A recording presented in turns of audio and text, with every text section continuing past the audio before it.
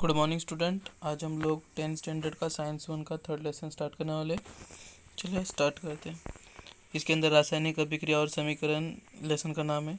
इसके अंदर 4 topic main दिए। पहले दिए रासायनिक अभिक्रिया, दूसरा रासायनिक अभिक्रियाओं के लेखन के नियम, तीसरा रासायनिक समीकरण संतुलित करना और चौथा रासायनिक अभिक्रिया के प्रकार। ये तुम्हारा नीचे का ये सब पार्ट कैंसिल रेड्यूस क्वेश्चन के अंदर तुम्हारा 25 जो क्वेश्चन कैंसिल हुआ है उसके अंदर ये कैंसिल है। यहाँ पे क्या दिया है करके देखिए। उसके अंदर उपक्रम के तुम्हें क्या क्या चाहिए रहेगा। तापमापी, वाष्पन पात्र, टिपाई स्टैंड, की परख नगली, बंसिन बर्नर इत्यादि। फिर रासायनिक पदार्थ क्या क्या लगेगा। चूने का पत्थर का चूर्ण, copper sulphate, calcium chloride, potassium chromate, जस्ते का चूर्ण, सोडियम कार्बोनेट और थैलिक एनसाइड हाइड्राइड इत्यादि। ठीक है, ये सब तुम्हारे रासायनिक पदार्थ लगेंगे। अभी कृति क्या क्या दिया है वो कैसे करेंगे, मतलब वो कृति दिया है, देखते क्या दिया है इसके अंदर। पहला, नीचे दी गई 1 से 5 कृति करो, उसमें से कृति 2 से 4 में तापमापी की सहायता से तापमान मापकर उनकी जानकारी नोट कीजिए। ठीक है, 1 से 5 तक करना है, उसमें से 2 से 4 जो है उसको तापमापी की सहायता से हमें नोट डाउन करना है। पहला क्या दिया है, वासन पात्र में 1 चम्मच चूने का पत्थर। ठीक है, चूने का पत्थर मतलब कैल्शियम कार्बोनेट होता है। ठीक है, केमिकली नाम अगर चूने का पत्थर का बोलेंगे तो कैल्शियम कार्बोनेट होता है। यहाँ पे देखो केमिकली नंबर नाम दिए, फॉर्मूला दिया है CaCO3। उसे तीव्र नीली ज्योति से भरपूर गर्म करिए। ठीक है, बहुत मतलब एकदम स्पीड में उसको गर्म करना है। फिर आगे दिया है कॉपर सल्फेट CuSO4 के विलयन के जस्ते का चूर्ण जिंक डस्ट डालिए। ठीक है, दूसरा क्या दिया, कॉपर सल्फेट के अंदर मतलब CuSO4 विलेन के अंदर चूने मतलब जस्ते का चूर्ण डालना है। फिर तीसरे में क्या दिया, बोरियम सल्फेट के विलेन में पोटेशियम विलेन में पोटेशियम क्रोमेट से कि K2Cr4 का विलेन डालना है। फिर चौथे के अंदर क्या दिया, कैल्शियम क्लोराइड CaCl2 के अंदर विलेन के अंदर तुम्हें सोडियम कार्बोनेट Na2CO3 का विलेन मिलाना है। ठीक है, और ये तीनों मतलब 2 से 4 जो है उसको तुम्हें नोट डाउन भी करना है।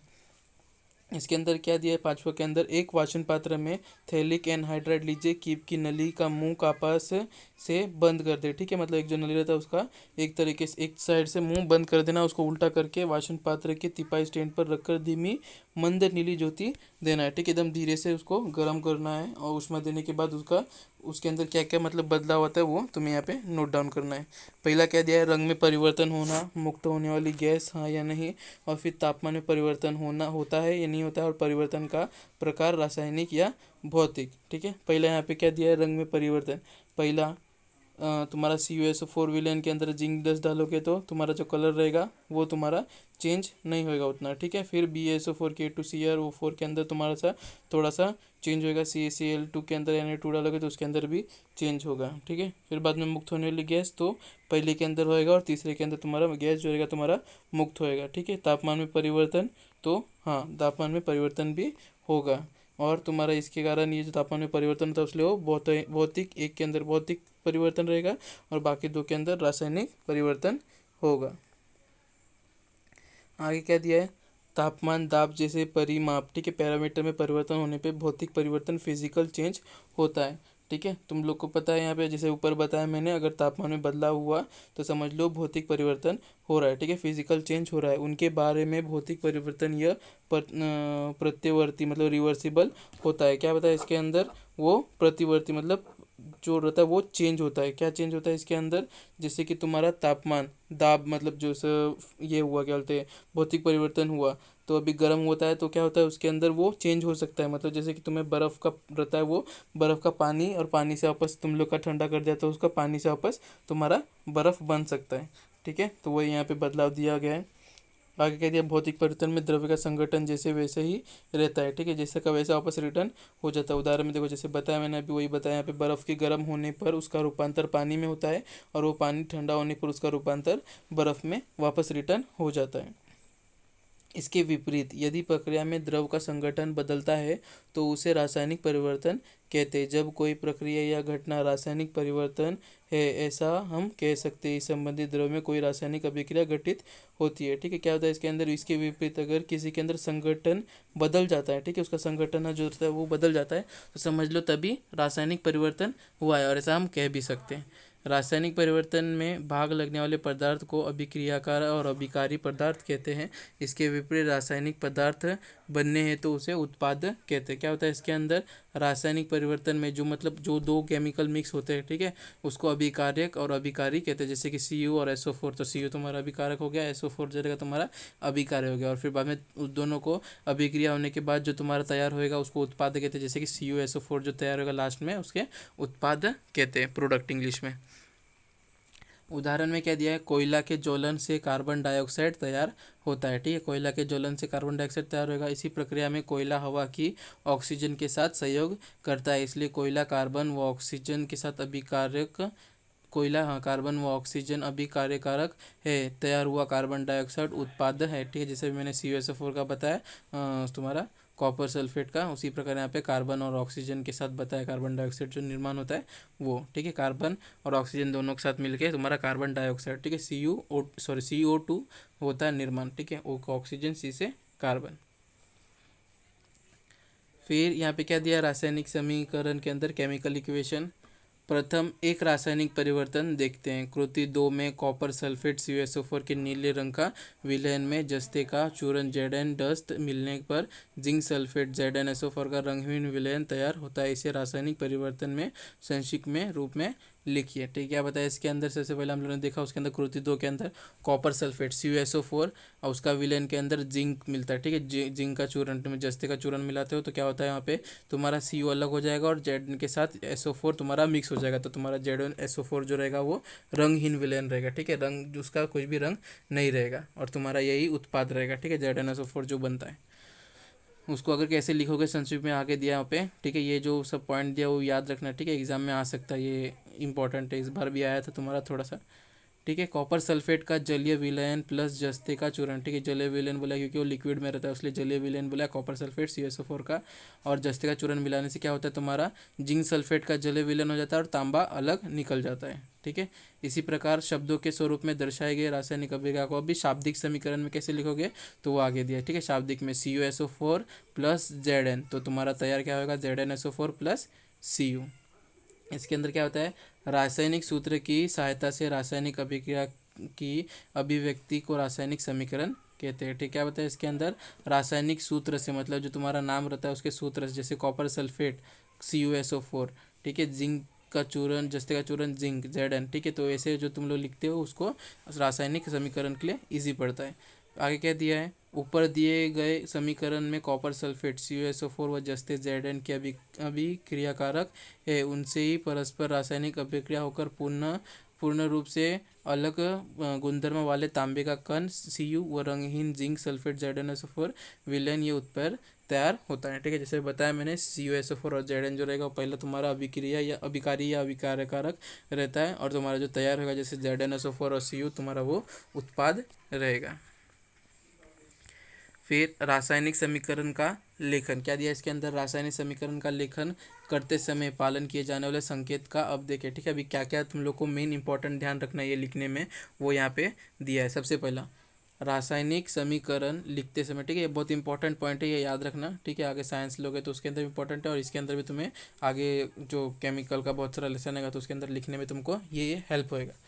क्या दिया इसके अंदर, रासायनिक समीकरण लिखते समय अभिक्रियाकारक पदार्थ बाई और उत्पाद का समीकरण दी की दाएं और लिखते हैं, ठीक है। सबसे बहुत इंपॉर्टेंट पॉइंट, कभी भी जो रहेगा तुम्हारा जो अभिक्रिया रहेगा, ठीक है, अभिकारक या अभिकारी जो रहेगा वो एक साइड मतलब तुम्हारा बाई तरफ रहेगा और जो उत्पाद रहेगा तुम्हारा जो प्रोडक्ट निकल के आएगा वो तुम्हारा दाई तरफ रहेगा, ठीक है। फिर अभिक्रियाकारक से उत्पाद की दिशा में जाने वाले तीर को इन दोनों के बीच में निकालते हैं, यह तीर रासायनिक अभिक्रिया की दिशा दर्शाता है। क्या बताया है इसके अंदर, मतलब जो अभिकारक जो दो एक से दूसरे की ओर रहता है वो एरो में दिखाता है, तुम्हारा जो क्या बोलते हैं उत्पाद जो रहता है उसके तरफ एरो दिखाते हुए उसका तुम्हें केमिकल का ये फॉर्मूला लिखना पड़ता है, ठीक है, समीकरण लिखना पड़ता है।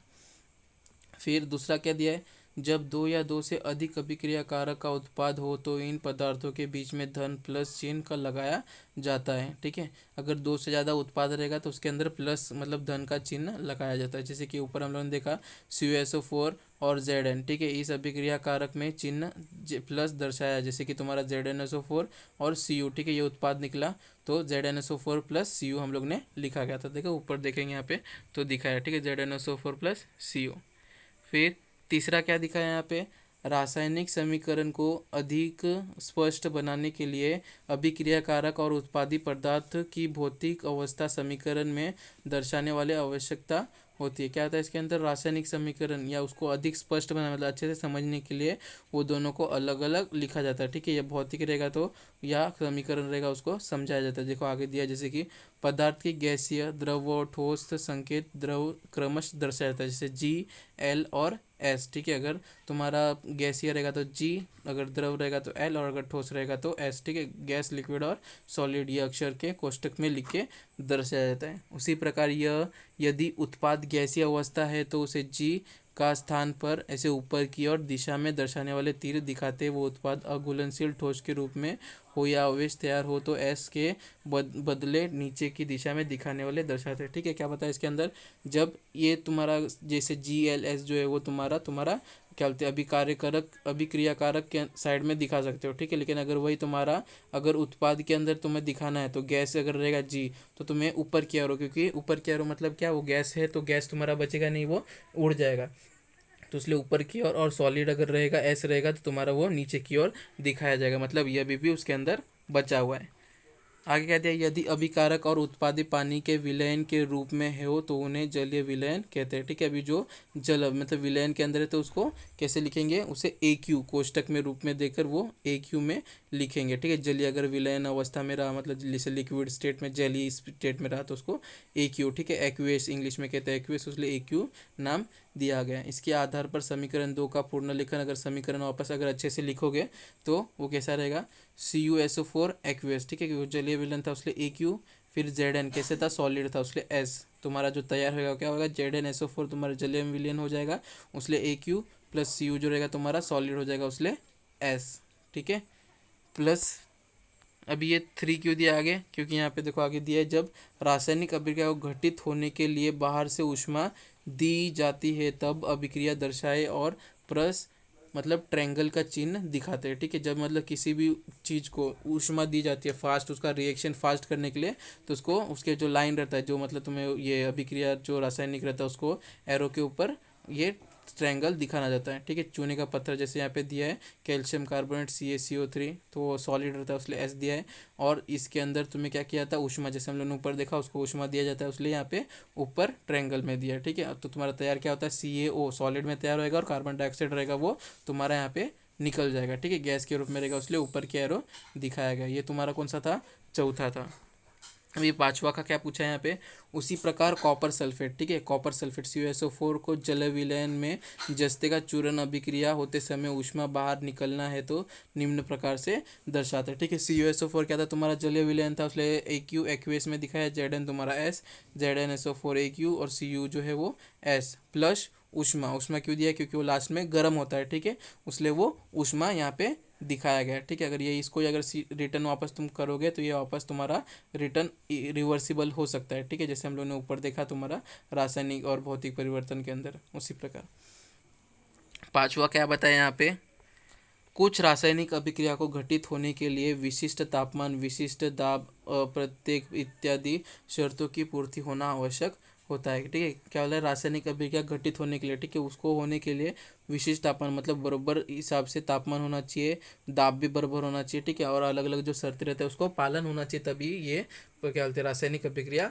हो सकती है। ऐसी शर्तों की अभिक्रिया दर्शक तीर के नीचे या ऊपर दर्शाते हैं। ठीक है, मतलब क्या बताया इसके अंदर, जो ये सब शर्त रहती है उसको तीर के ऊपर या नीचे, मतलब अगर जितना रहेगा उतना ऊपर या नीचे, जैसे कि ऊपर CuCO3 ठीक कैल्शियम चूने का पत्थर लिया है तो उसके अंदर शर्त क्या, ऊष्मा दी जाती है उसको। ठीक है, बराबर हिसाब से उसलिए वहाँ पे ऊष्मा का मतलब त्रिकोण से बताया गया। उदाहरण, वनस्पति तेल को 60 डिग्री सेल्सियस तापमान तक गर्म करने पर Na निकल मतलब उत्प्रेरक की उपस्थिति में हाइड्रोजन गैस के साथ अभिक्रिया करने पर वनस्पति घी तैयार होता है। ये इस प्रकार लिखते हैं। ठीक है, जो यहाँ पे दिया है तुम्हारा वनस्पति 60 डिग्री सेल्सियस और Na प्रत्येक इसका उपस्थिति में हाइड्रोजन के साथ गैस अभिक्रिया होता है, तो वही दिया तुम्हारा यहाँ पे वनस्पति तेल लिक्विड में रहेगा उसलिए L plus H2, hydrogen gas की उपस्थिति में उसलिए H2 और गैस। और हमको क्या क्या देना पड़ता है इसको, जो मतलब ये कभी भी ट्रायंगल के ऊपर क्या लिखते हैं, जो कोई भी तुम्हें केमिकल के अंदर मतलब मिक्स नहीं होता, लेकिन ये डालने से क्या होता है, रिएक्शन फास्ट हो जाता है, अभिक्रिया जो रहती है वो फास्ट हो जाता है, तो इसलिए ट्रायंगल मतलब जो डैश रहता है, एरो रहता है, उसको तीर के ऊपर और नीचे दर्शाया जाता है, जो तुम्हारे मतलब केमिकल के अंदर पार्ट भी नहीं लेता है अभिक्रिया के अंदर, और तुम्हारा जो अभिक्रिया रहता है उसको भी फास्ट कर देता है। तो वही 60 डिग्री सेल्सियस और NI उत्प्रेरक डालते हैं उसके अंदर, तो तुम्हारा क्या होता है, वनस्पति घी के अंदर रूपांतरित हो जाता है। फिर आगे क्या दिया, अभिक्रियाकारक या उत्पाद के विषय में विशेष जानकारी का उनके नाम उनके सूत्र से नीचे लिखते। उदाहरण, तांबे की श्रांतनायिक अम्ल के साथ अभिक्रिया करने पर विषैली नाइट्रोजन डाइऑक्साइड गैस तैयार होता है। ठीक है, क्या होता है यहाँ पे, CuS+4HNO3 एक्यूएसियस। ठीक है, यहाँ पे क्या दिया, ये श्रांत टाइप में रहता है उसलिए वो दिया है। फिर तुम्हारा तैयार क्या होता है, CuNO3 और ये कैसे रहता है, एक्यूएसियस तुम्हारा जल विलयन के अंदर। फिर 2NO2 गैस के रूप में प्लस 2H2 तुम्हारा लिक्विड वाटर के रूप में, मतलब तुम्हारा जल द्रव के रूप में।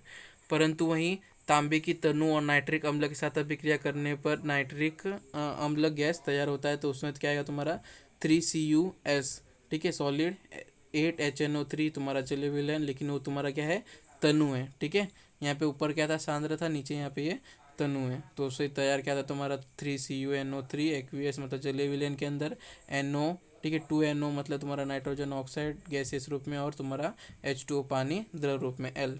ठीक है, फिर आगे ये करके दिखे तुम्हारा ये कैंसल है।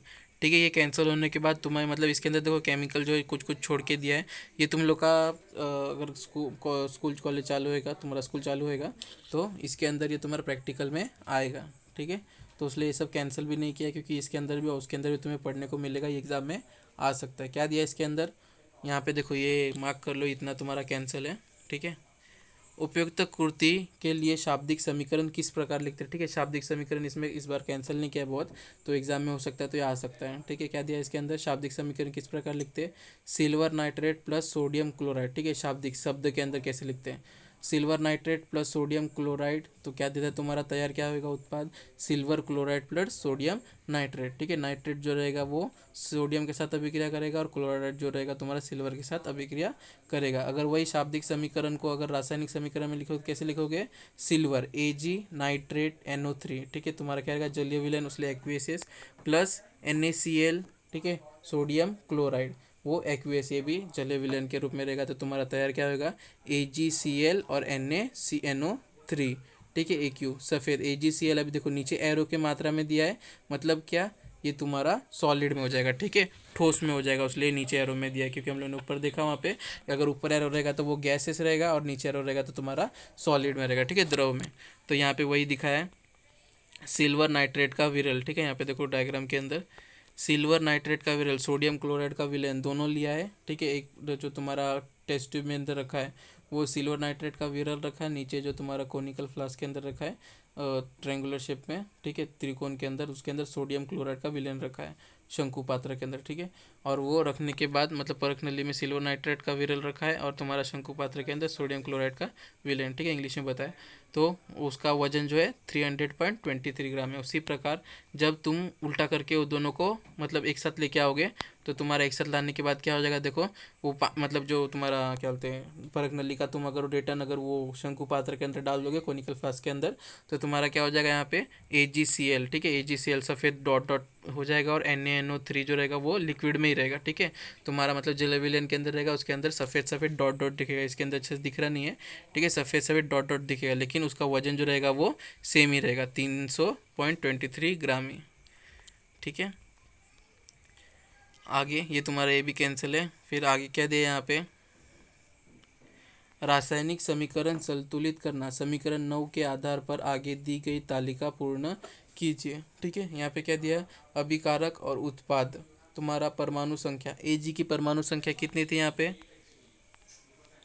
Ag एक ही था। ठीक है, फिर N जो था वो कितने में थे, N तुम्हारा एक दो N है, सॉरी N एक ही है, O तुम्हारा यहाँ पे एक 3 है, फिर Na तुम्हारा एक है, और Cl भी तुम्हारा एक है। अगर वहीं उत्पाद में अगर देखोगे परमाणु संख्या, तो Ag कितना है, एक ही है। Cl कितना है, एक ही है। Na कितना है, एक ही है। और NO3 तुम्हारा, N भी एक है, और O जो तुम्हारा 3 तो ये दोनों सेम है। ठीक है, तो समीकरण जी की जानकारी तख्ता पूर्ण करेंगे, क्या होगा, बाएं और दाएं पक्ष में दोनों तुम्हारा सेम ही रहेगा। तो वही इसके अंदर आगे दिया है।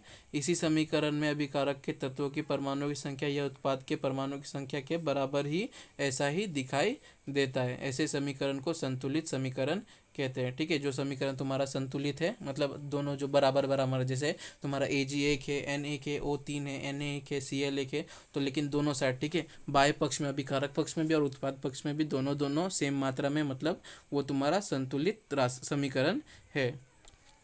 आगे कहते हैं, यदि प्रत्येक तत्व की परमाणुओं की संख्या रासायनिक समीकरण के दोनों पक्ष में समान न हो तो समीकरण को असंतुलित समीकरण कहते हैं। ठीक है, अगर दोनों दोनों साइड में अगर परमाणुओं की संख्या अगर बरोबर बरोबर में नहीं है तो उसे असंतुलित समीकरण ऐसा कह सकते हैं। क्या दिया है इसके अंदर, किसी भी अभिक्रिया में उत्पाद में स्थित विविध तत्वों का द्रव्यमान व अभिकारक के स्थितित्व से तत्व के द्रव्यमान के बराबर होता है। यह आपने पिछली कक्षा में पढ़े। ठीक है, तुम लोग को 9th स्टैंडर्ड में पढ़ चुके, ये तुम्हारा 5th लेसन के अंदर। ठीक है, क्या दिया है इसके अंदर आगे, रासायनिक समीकरण संतुलित करने के सोपान। ठीक है, अभी कैसे उसको कर सकते हैं, क्या दिया है यहाँ पे, रासायनिक समीकरण का संतुलन, ये इंपॉर्टेंट है। ठीक है, 9th स्टैंडर्ड में पढ़े थे, वापस यहाँ पे दिया है। रासायनिक समीकरण के संतुलित विविध चरणों में करते हैं, उसके लिए वो प्रमाद पद्धति का उपयोग करते हैं। जैसे कि पहला NaOH plus H2SO4 plus Na2SO4 plus H2O। ठीक है, अभी देखते हैं पहले परमाणु की संख्या। पहले दूसरा कहते हैं सोमान, समीकरण 10 यह संतुलित है या नहीं, इसकी जांच के लिए समीकरण दोनों पक्षों के लिए तत्वों का परमाणुओं की संख्या लिखी जाएगी। ठीक है, क्या दिया पहले, Na तुम्हारा यहाँ पे 1 है, यहाँ पे 2 है। ठीक है, फिर इस साइड O तुम्हारा कितना है, 5 है, इस साइड कितना है, 4 और 1 5 बरोबर है।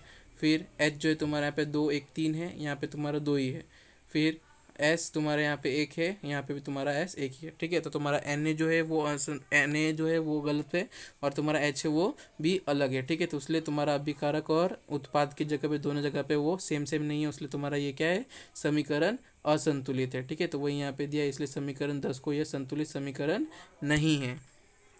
तो इसको अभी कैसे करेंगे, इसको संतुलित बनाना पड़ेगा। तो वही आगे दिया क्या, रासायनिक अभिक्रिया के समीकरण को संतुलित करने के लिए जिस यौगिक में परमाणुओं की संख्या अधिक है उस यौगिक की शुरुआत करना आसान होता है। उसी प्रकार इस यौगिक के जिस तत्व के परमाणु दोनों पक्षों में असमान है उस तत्व को प्रथम विचार करना सुलभ होता है। ठीक है, क्या बताया, सबसे ज़्यादा जिसके अंदर मतलब गड़बड़ है उसको पहले राइट करेंगे। ठीक है, शुरुआत में क्या है तुम्हारा NaOH लेते हैं, तो वहाँ पे NaOH 1 है। ठीक है, यहाँ पे 2 है। ठीक है, जैसे कि Na लो लोगे तो यहाँ पे 1 है, यहाँ पे 2 है, तो क्या करोगे, 2 को लाने के लिए पहले को तुम 2 से मल्टीप्लाई कर दोगे। ठीक है, मतलब NaOH को पूरे को 2 से मल्टीप्लाई कर दोगे। अभी तो तुमसे Na को 2 से मल्टीप्लाई करने नहीं कर सकते, पूरे को मल्टीप्लाई करना पड़ेगा। ठीक है, तो NaOH को 2 से मल्टीप्लाई कर दोगे तो तुम्हारा क्या हो जाएगा, 2NaOH। ठीक है, तो यहाँ पे तुम्हारा Na जो रहेगा वो संतुलित हो गया। ठीक है, लेकिन O भी तुम्हारा 2 हो गया, एक और बढ़ गया, और H भी तुम्हारा एक और बढ़ गया। ठीक है, तो H एक और बढ़ गया, मतलब तुम्हारा कितना, यहाँ पे 3 और 2 था तो हमारा यहाँ पे 4 और 2 हो जाएगा, और O जो था तुम्हारा यहाँ पे 5 और 5 था तो 6 और 5 हो जाएगा। तो वही यहाँ पे दिया है, समीकरण 10 में Na2SO4 व H2SO4 ये दोनों यौगिक प्रत्येक 6 परमाणु अधिक से अधिक है। इसमें Na2SO4 ये यौगिक का चुनाव कर इस यौगिक के तत्वों में ध्यान परमाणु संख्या संतुलित करते समय यौगिक का सूत्र बदलना नहीं है। ठीक है, सूत्र जो रहेगा उसको बदलना नहीं है, उसको वही का वही रखना है, लेकिन तुम्हारा यहाँ पे आगे 2 लगाया जा सकता है। ठीक है, तो तुम्हारा Na2OH ऐसा देखो यहाँ पे दिखा है, इसलिए यह सोडियम का परमाणु संख्या 2 कारण के लिए NaOH से ये सूत्र बदलकर Na2OH ऐसा नहीं कर सकते। ठीक है, तुमको बताया मैं, इसको पूरे को 2 से गुना करना पड़ेगा, तो उसके बदले NaOH को 2 से यह सहगुना मतलब एक साथ गुना लगाना पड़ेगा, तो तुम्हारा NaOH का क्या हो जाएगा, 2NaOH। ठीक है, देखो यहाँ पे दिख रहा है 2NaOH प्लस H2SO4 फिर Na2SO4 प्लस H2O। ठीक है, अभी वापस इसकी कक्षा देखेंगे तो Na22 हो गया, वो तुम लोग को बताया जैसे 6 और 5 हो जाएगा, H तुम्हारा 4 और 2 हो जाएगा, S तुम्हारा 1 और 1 ही रहेगा। ठीक है, तो अभी क्या है, वापस O तुम्हारे यहाँ पे एक ज़्यादा है, यहाँ पे एक कम है, तो अभी उसको लेंगे। ठीक है, यहाँ पे देखो H भी तुम्हारा H भी लिया है, H ज़्यादा। ठीक है, अभी देखो यहाँ पे एक ज़्यादा क्या है, H है, O जो है तुम्हारा एक ही कम है, लेकिन एच जो है तुम्हारा यहाँ पे दो ज़्यादा हो गया, उसलिए क्या करोगे, यहाँ पे दो है तो दो को दो से गुना कर दोगे, ठीक है। तो H2O और NaOH, ठीक है, NaOH प्लस H2O4 में क्या है, 4, तुम्हारा H2 यहाँ पे दो है, तो यहाँ पे भी तुम क्या करोगे, H4O नहीं कर सकते, इसको क्या करोगे, एक साथ गुना करना पड़ेगा, तो तुम्हारा हो जाएगा 2H2O, ठीक है। देखो यहाँ पे बाजू में दिया है 2NaOH प्लस H2SO4, तो Na2SO4 प्लस 2H2O, ठीक है। अभी यहाँ पे क्या होगा तुम्हारा, देखो अभी तुम्हारा एन कितना है, एन ए कितना है, टू, यहाँ पे भी एन ए टू है, यहाँ पे ओ कितना है, दो, ठीक है, मतलब 2NaOH मतलब दो ओ हो गया, यहाँ पे 4 मतलब 6 ओ हो गया, ठीक है। उसी प्रकार यहाँ पे ले लो तो तुम्हारा ओ भी यहाँ पे 4 हो गया, मतलब उत्पाद की तरफ O4 और 2H2 के अंदर दो मतलब 6, ये 6 बराबर हो गया। फिर एस तुम्हारा यहाँ पे एक, यहाँ पे भी एस तुम्हारा एक, ठीक है। तो मतलब ये पूरे तरीके से संतुलित हो गया, ठीक है, दोनों साइड तुम्हारा सेम सेम आया, तभी ये जाके रासायनिक समीकरण जो है वो संतुलित बन गया, ठीक है। तो वही यहाँ पे दिया, इस क्रमश प्रत्येक तत्वों को परमाणु संख्या का संतुलन करने के लिए योग्य अभिकारक उत्पाद का योग्य सहगुणक लगाकर असंतुलित रासायनिक समीकरण को संतुलित रासायनिक समीकरण बनाते हैं, ठीक है। इसके ऐसा प्राप्त कर सकते हैं। तुम लोग एग्जाम्पल के लिए घर पे एक बार सॉल्व करके देखना, ठीक है। इसको ऐसे ही मतलब दूसरे दूसरे चीज़ रहेगा, उसको तुमको सॉल्व करना पड़ेगा, ठीक है। दोनों साइड दोनों सेम आना चाहिए, बहुत ईजी है, इसे देखने में बहुत बड़ा लगता है, लेकिन सॉल्व करोगे तो बहुत ईजी रहेगा। जो मतलब बड़ा रहता है उसको एक साथ मतलब गुना करके, एक साथ गुना करके, ठीक है, सब गुना करके तुम उसका निकाल सकते हो, ठीक है, उसको समीकरण कर सकते हो। फिर यहाँ पे थोड़ा सोचिए, यहाँ पे कैंसिल है। आगे क्या दिया है, रासायनिक अभिक्रिया में अभिकारक से नया पदार्थ उत्पाद मिलता है, यह हमने देखा। रासायनिक अभिक्रिया होते समय अभिकारक को कुछ रासायनिक बंध टूटते और कुछ रासायनिक नए रासायनिक बंध निर्मित होकर अभिकारक का रूपांतर उत्पाद में होता है, ठीक है। यहाँ पे क्या बताया है, रासायनिक अभिक्रिया करते समय, ठीक है, नए पदार्थ मतलब उत्पाद, ठीक है।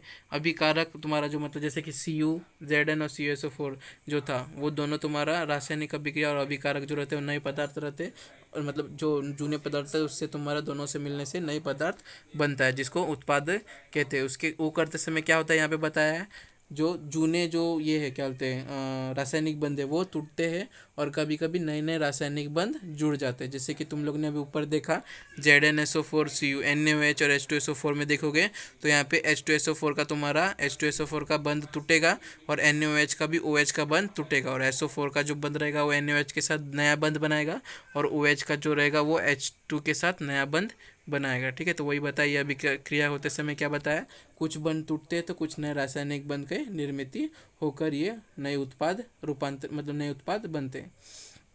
आगे क्या दिया है, इस पार्ट में हम अभिक्रिया के प्रकार का गहन अध्ययन करेंगे, ठीक है। अभी क्या बताया, अभिक्रिया जो होते हैं उसके प्रकार पहले अध्ययन करेंगे। पहले रासायनिक अभिक्रियाओं के प्रकार, टाइप्स ऑफ केमिकल रिएक्शन, क्या क्या दिया, पहला रासायनिक अभिक्रिया के अभिकारक को उत्पाद के स्वरूप में तथा संख्या के अनुसार अभिक्रिया के चार प्रकार होते हैं, ठीक है। यहाँ पे चार प्रकार दिया है, कॉम्बिनेशन रिएक्शन को हिंदी में कहते हैं संयोग अभिक्रिया, ठीक है। फिर तुम्हारे यहाँ पे दूसरा दिया है उपघटन विच्छेदन अभिक्रिया, तो डिकम्पोजिशन रिएक्शन। फिर तुम्हारे यहाँ पे तीसरा दिया है विस्थापन अभिक्रिया डिस्प्लेसमेंट रिएक्शन। फिर चौथा दिया है युग्म विस्थापक अभिक्रिया मतलब डबल डिस्प्लेसमेंट रिएक्शन, ठीक है।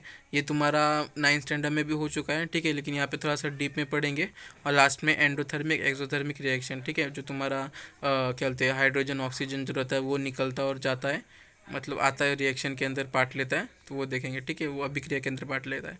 तो ये चारों अभिक्रिया है, ठीक है। सबसे पहला एक देखते हैं संयोग अभिक्रिया कॉम्बिनेशन रिएक्शन। उसमें सबसे पहला करके देखिए क्या दिया, पहला परख नली, कांच की छड़, बीकर इत्यादि, ठीक है। ये उपकरण लगेगा। रासायनिक पदार्थ क्या लगेगा, हाइड्रोक्लोरिक अम्ल, अमोनिया का विलयन, कली चूना इत्यादि, ठीक है। कली चूना मतलब वापस वही आ गया तुम्हारा कैल्शियम कार्बोनेट CaCO3। कृति यहाँ पे करने को क्या बोला है, एक परख नली में थोड़ा हाइड्रोक्लोरिक अम्ल लीजिए, ठीक है। एक परख नली में हाइड्रोक्लोरिक अम्ल लेना है, इस परख नली को थोड़ी ऊष्मा दीजिए, ठीक है। उसको अच्छे से टेस्ट ट्यूब स्टैंड मतलब जो स्टैंड रहता है उसको परख के पकड़ के ऊष्मा थोड़ा सा देना है।